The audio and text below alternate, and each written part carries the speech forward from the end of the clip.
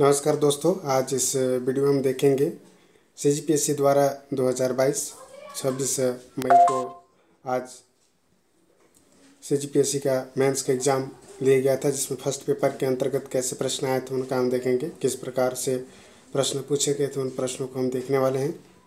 जैसे कि आप देख पा रहे हैं, सामान्य हिंदी के मैक्सिमम मार्क 100 हैं। देशज और अनुकरणात्मक शब्दों के अंतर स्पष्ट करते हुए प्रत्येक के एक एक उदाहरण दीजिए।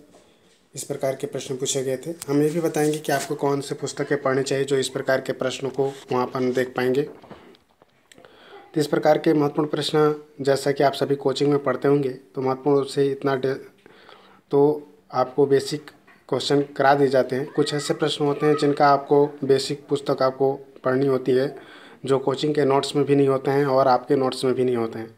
तो इस हिसाब से आने वाले समय में जो 2023 की तैयारी कर रहे हैं उनके लिए काफ़ी महत्वपूर्ण हो सकता है एनालिसिस। तो आप क्यों देख सकते हैं कि किस प्रकार से प्रश्न पूछे गए हैं और आने वाले समय में किस प्रकार के प्रश्न पूछे जा सकते हैं, इसका भी आप एनालिसिस कर पाएंगे। जैसे कि आप देख पा रहे हैं कि देशज और अनुकरणवाचक शब्दों के अंतर को इसमें पूछा गया था और एक एक उदाहरण देखिए इस प्रकार के प्रश्न पूछे जा रहे हैं। तो आपको जिस भी शब्दों की देशज की परिभाषा यहाँ पर लिखना है और अनुकरणवाचक शब्दों का परिभाषा यहाँ पर लिखना था और एक एक उदाहरण उसके एक एक लाइन के अंतर्गत आपको लिखने होते हैं। वर्ण संयोजन या वर्ण में अंतर बताइए, तो उसके परिभाषा आपको लिखना था कि वर्ण संयोजन किसे कहते हैं और वर्ण किसे कहते हैं। वर्ण किससे मिलकर बना होता है, वर्ण संयोजन में क्या अलग होता है। तो इसको आप ब्रैकेट के अंतर्गत लिख सकते थे या एक एक लाइन आपको लिखना था। 1 नंबर का क्वेश्चन था, यानी कि टोटल का और का 2 नंबर के इसमें प्रश्न पूछे गए थे। प्रेरणात्मक धातु और नाम धातु से क्या है, इनकी परिभाषा लिखनी थी और 2-2 उदाहरण इसके लिखने थे। बहुत ही अच्छे प्रश्न थे। अवयव किसे कहते हैं, इसका भी परिभाषा लिखना था और संबंध सूचक अवयव के 2 उदाहरण भी लिखने थे। हो सकता तो इसमें संबंध सूचक अवयव की परिभाषा भी लिख सकते हैं अगर समय आपके पास है तो, नहीं तो संबंध सूचक अवयव के केवल 2 उदाहरण लिखेंगे, इसमें 2 नंबर मिलेंगे। और अवयव किसे कहते हैं इसका परिभाषा आप लिखते हैं तो 1 नंबर यहाँ पर आपको दिया जाएगा। समासिक अधिकरण शब्द किसे कहते हैं, 2-2 उदाहरण से इसमें प्रश्न लिखने के लिए आया था। रीतिवाचक क्रिया विशेषण से प्रश्न पूछा गया था और इसमें प्रवाची पूछे गए थे। चक्षु, अरविंद, वसुधा, उपालंब का रचना, विसर्जन, मोक्ष और आगामी का विलोम पूछे गए थे। और वाक्यांशों के लिए एक सार्थक लिखने के लिए इसमें पूछा गया था, तो जिसका कोई शत्रु न जन्मा हो, जो छाती के बल पर गमन करता हो, पृथ्वी के गर्भ का हाल जानता हो, मुक्ति की इच्छा रखने वाला। 30 प्रकार के महत्वपूर्ण प्रश्न आपको देखने को मिले थे।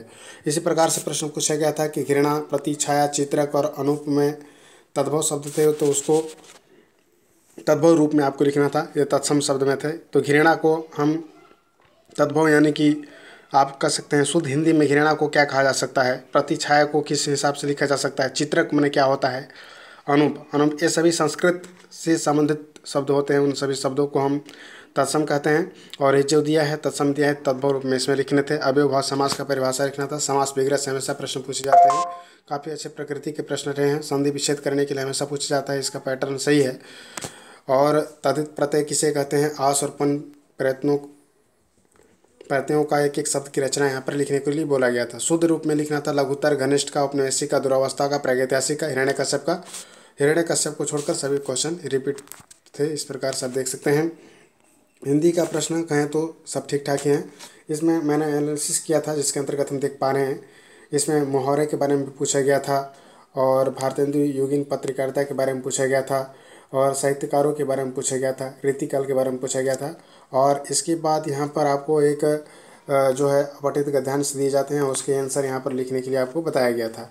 तो ये चीज़ें आपको देखनी थी किस प्रकार से। ये सभी तो बना ही लेते हैं, पर आपको महत्वपूर्ण रूप से उन सभी चीज़ों को आपको देखना था जो किसी से नहीं बनता है। जिसमें एक नया पैटर्न के अंतर्गत अगर हम माने तो कभी कभी अंग्रेजी में अनुवाद करने के लिए दिया जाता है। ये बहुत ही आसान प्रकृति हुआ, जिन्होंने थोड़ा सा भी इसका अध्ययन किया होगा। आकस्मिक व्यय, मुख्तारनामा, कार्यालय ज्ञापन क्या इंग्लिश में क्या कहते हैं, कुलनाम क्या है, अवकाशपीठ को क्या कहते हैं। हिंदी में अनुवाद करने के लिए जो सामान्य पढ़े होंगे तो इसका भी आप बना लेंगे। इसमें भी आपको 2 से 3 नंबर मिल ही जाता है। और अंग्रेजी के भी बहुत अच्छे प्रश्न पूछे गए थे, जिसमें कि इसमें कंपैरिजन पूछा गया था डिग्री का। जिसके बाद वॉइस पूछा गया था, जो कि हमेशा पूछता है। Active voice, passive voice 4 number के पूछे जाते हैं। सुटेबल रिलेशन प्रोनाउन हमेशा पूछा जाता है, इसमें भी कोई नई चीज़ नहीं है। प्रीपोजिशन को भी आपने पढ़ा होगा तो निश्चित रूप से 3-3-6 छोटे कंजक्शन हमेशा पूछा जा रहा है। और पूछा गया था इसमें सिनोनिम्स और एंटोनिम्स करके 6 नंबर के क्वेश्चन पूछे जाते हैं। तो इसको लूसेंट से पढ़ेंगे तो सभी के आंसर आप अच्छे से कर पाएंगे। 1 वर्ड के 3 क्वेश्चन पूछे जाते हैं। इस प्रकार से फ्रेज और आइटम्स के 6 प्रश्न यानी कि 6 नंबर का क्वेश्चन पूछा जाता है। तो यहाँ पर आपको इसमें थोड़ा सा ध्यान शुरू से आपको देना होगा। इस प्रकार के प्रश्न जो आपने ग्रेजुएशन में पढ़ा होगा उसी को पैटर्न में ध्यान रखकर 50 नंबर के प्रश्न यहाँ पर आपको मेनली ग्रामर से पूछा जा रहा है। तो निश्चित रूप से जिसका ग्रेजुएशन में अच्छे नंबर पाए हुए हैं उनके लिए काफ़ी आसान प्रकृति का रहता है।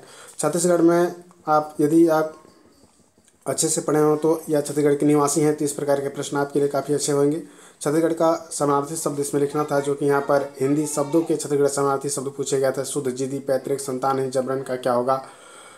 इस प्रकार से समानार्थी में आने बाने के हिंदी समानार्थी लिखना है तो छत्तीसगढ़ के निवासी के लिए काफ़ी महत्वपूर्ण है, या आसानी से बना सकते हैं। वलियाना और अनाने मंत्र ये थोड़ा सा कठिन कह सकते हैं पर ये भी आसान प्रकृति के हैं, ठीक है। तो बेदरा नाच हो गया, नरवा गुरवा के बारे में, और सुमिलित किरणें इसमें पूछा गया था। ये भी बहुत ही आसान प्रकृति के हैं। जो छत्तीसगढ़ के निवासी हैं उनके लिए काफ़ी अच्छा है ये पेपर, और जो तैयारी करते हैं पुस्तक से, केवल पुस्तक से, तो उनके लिए थोड़ा सा कह सकते हैं टफ है, लेकिन हिंदी और अंग्रेजी उनके लिए काफ़ी आसान हो सकता है। छत्तीसगढ़ के लिए छत्तीसगढ़ की भाषा भी आसान है।